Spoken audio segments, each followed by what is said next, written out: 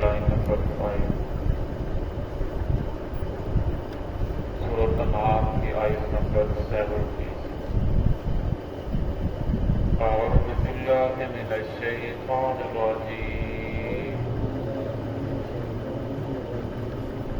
بسم الله الرحمن الرحيم. قل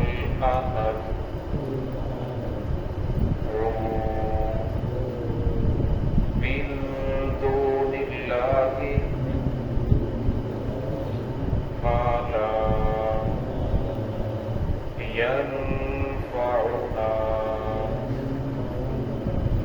ولا يضرنا ونرد على أعقابنا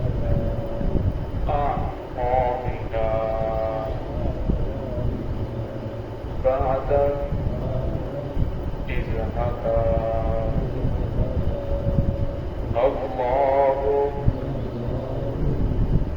كالذي استهوته الشياطين في الأرض حيران له أصحاب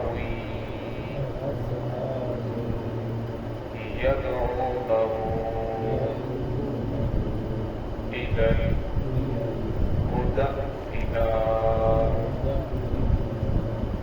قل إن هدى الله هو الهدى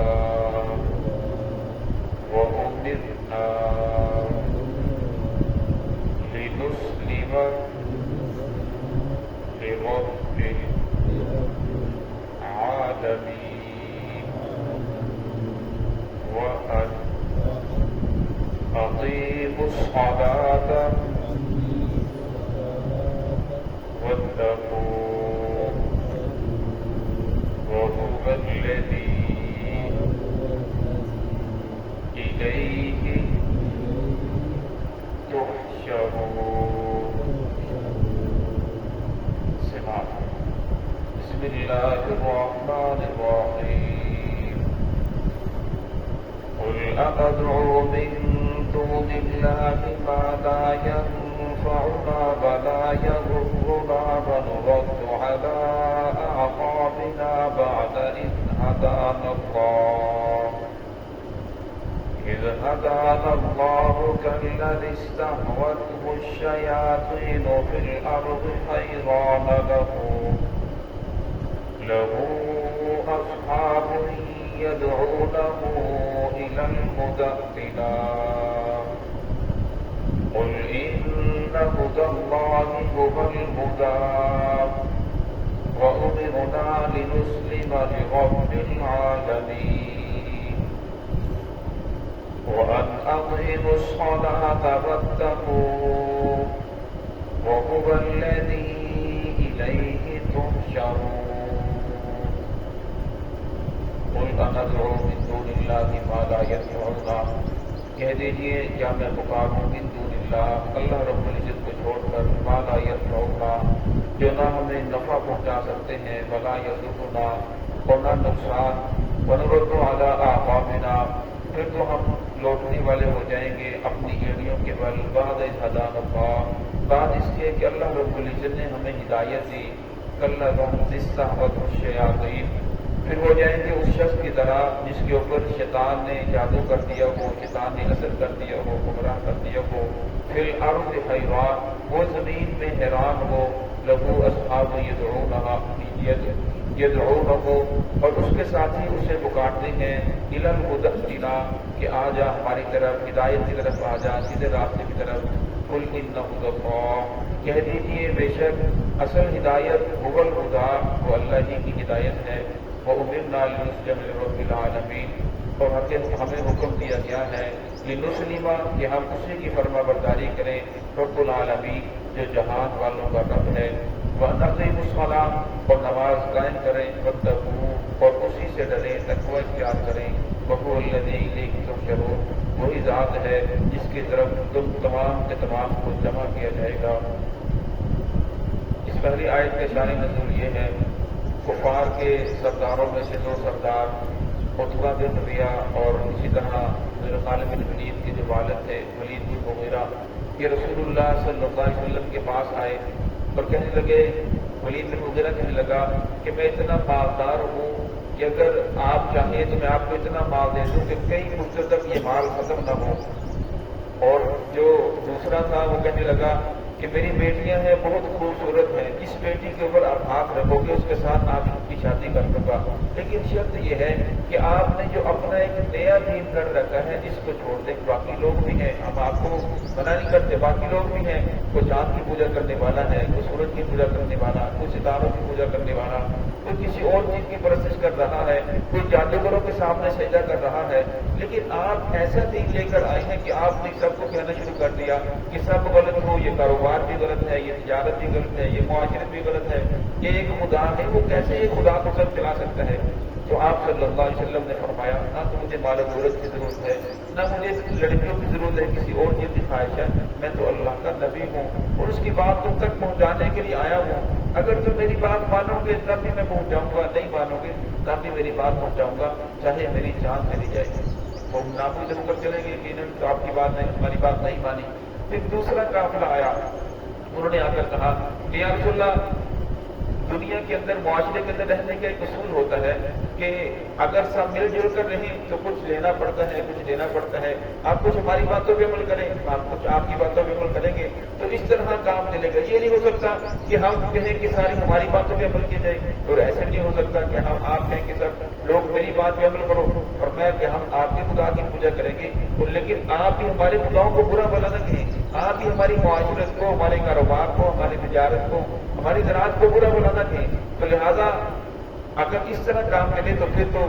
आपके साथ काम चल सकता है, वरना आपकी वजह से हर घर के अंदर लड़ाई झगड़ा शुरू हो चुका है और इसके जिम्मेदार आप हैं। तो अल्लाह रब्बुल इज्जत ने इस आयत में उसका जवाब दिया, और मैं कुल अनदउ मिन दुनिल्लाह, कह दीजिए कि क्या मैं भी उनको बुलाऊं, उनको पुकारूं मिन दुनिल्लाह, अल्लाह रब्बुल इज्जत के अलावा, जो न ला यनफउना वला यदुरुना, जो न हमें नफा पहुंचा सकते हैं न हमें नुकसान पहुंचा सकते हैं। और मैं नफा नुकसान का मालिक खालिक वो तो अल्लाह रब्बुल इज्जत की जात है। ये तो बुद्ध है जो एक पत्थर था, फिर इसके ऊपर टिस्सा चलाया गया, फिर इसको प्यार किया गया, सारा दिन हथौड़ा चलाया, फिर ये पत्थर बनकर एक मूर्ति सामने आ गई, फिर उसी के सामने सजदा करना शुरू कर दिया। और मैं ये मूर्ति तो अगर कोई इसकी आवाज़ तोड़ दे तो ये बदले के अंदर उसको कत्ल नहीं कर सकती, जिद नहीं ले सकती, और मैं इसके ऊपर पक्षी आकर बैठ जाए, लई अपने को दुबाबो बोला मैं उस पक्षी को उड़ा नहीं सकते, मक्खी से कोई चीज छीन कर ले जाए तो ये उससे वापस नहीं ले सकता। तो ये कैसा खुदा हो सकता है, ये तुम्हारा नफे नुकसान का कैसे मालिक हो चुका है। तो फरमाया मैं तो इसे नहीं पुकारूंगा,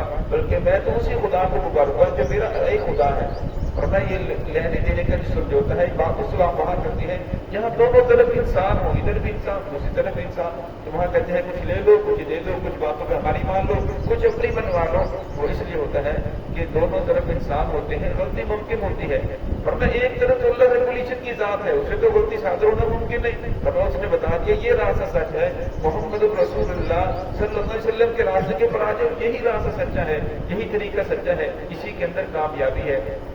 लिहाजा फरमाया आप सल्लल्लाहु अलैहि वसल्लम ने कि मैं इन तुम्हारी बातों के ऊपर समझौता करने के लिए तैयार नहीं, दीन के बारे में कोई समझौता नहीं है, और मैं दीन के बारे में तुम दीन के ऊपर चलोगे तो फिर ही तुम्हें फायदा होगा।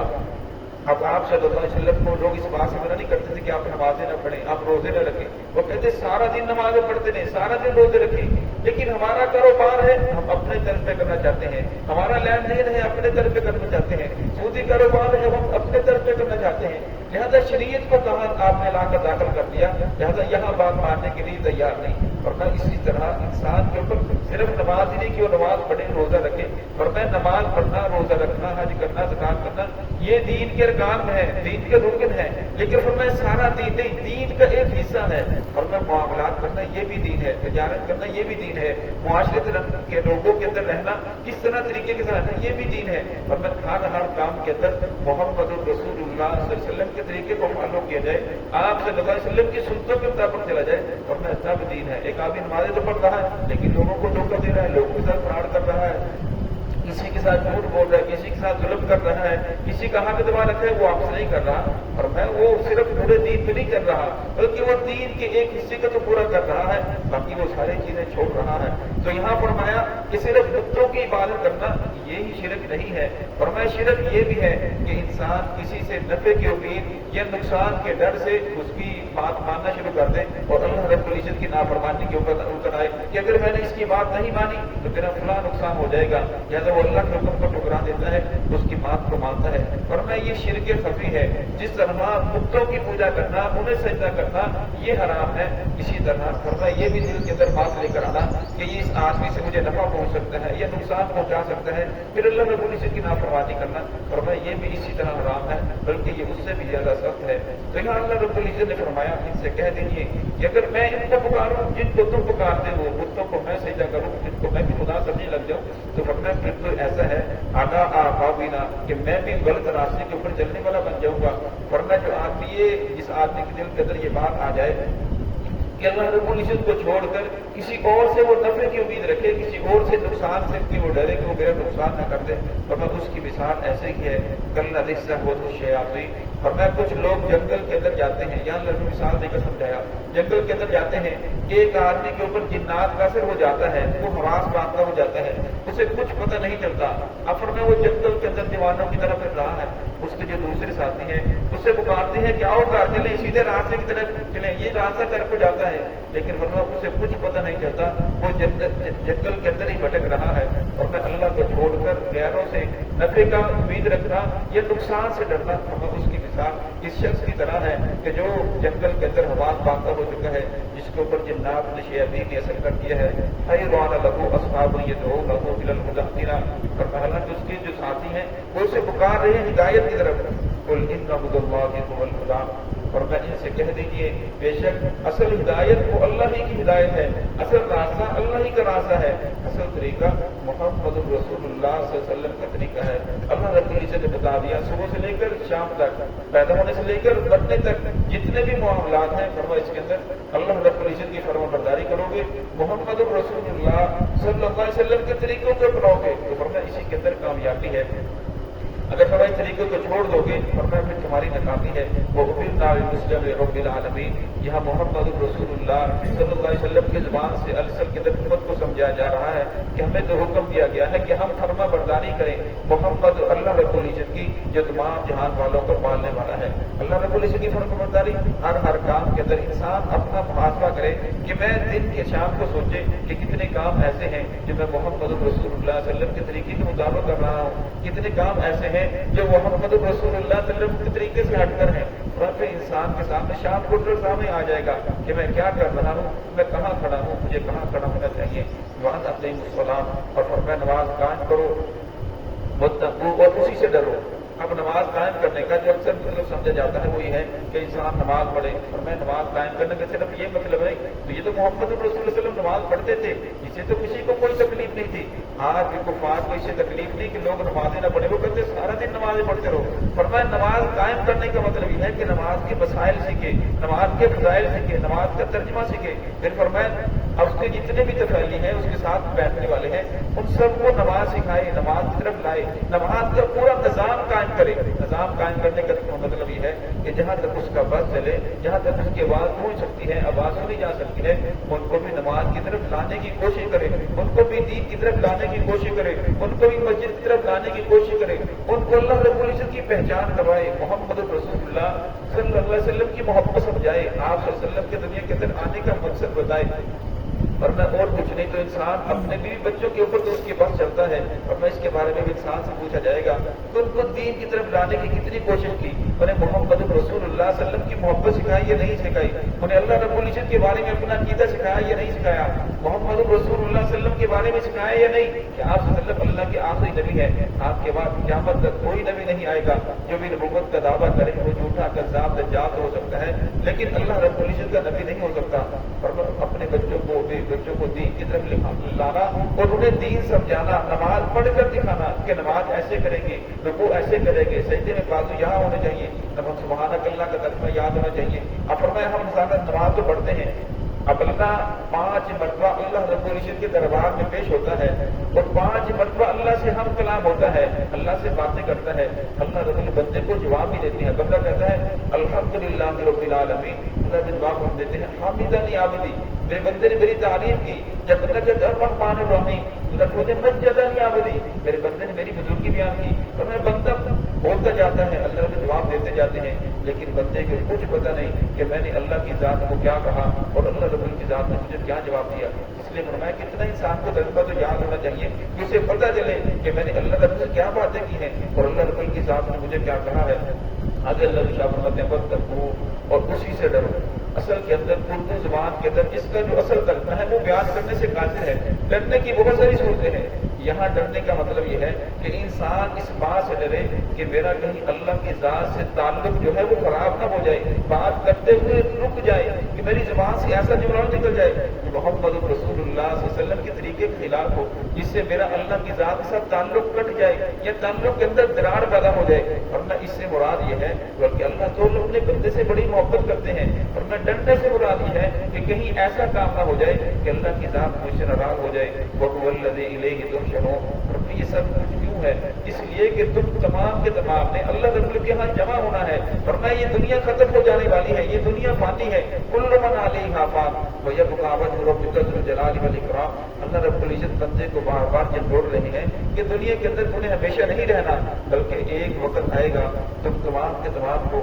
اللہ کے دربار میں جمع ہونا پڑے گا۔ پھر اللہ رب تم سے پوچھیں گے کہ تم نے دنیا کے اندر کیا کیا، تم نے تجھے جوانی دی تھی، تجھے مال و دولت دیا تھا، تجھے عمر دی تھی، تجھے کہاں گزار کرائی، پھر ہر چیز کے بارے میں پوچھا جائے گا۔ آپ صلی اللہ علیہ وسلم کی حدیث ہے کہ سمجھدار انسان ہو گئے جو موت سے پہلے مرنے کی تیاری کر لے۔ دعائیں کرو رب العزت ہم سب کو صراط المستقیم پہ چلنے کی توفیق عطا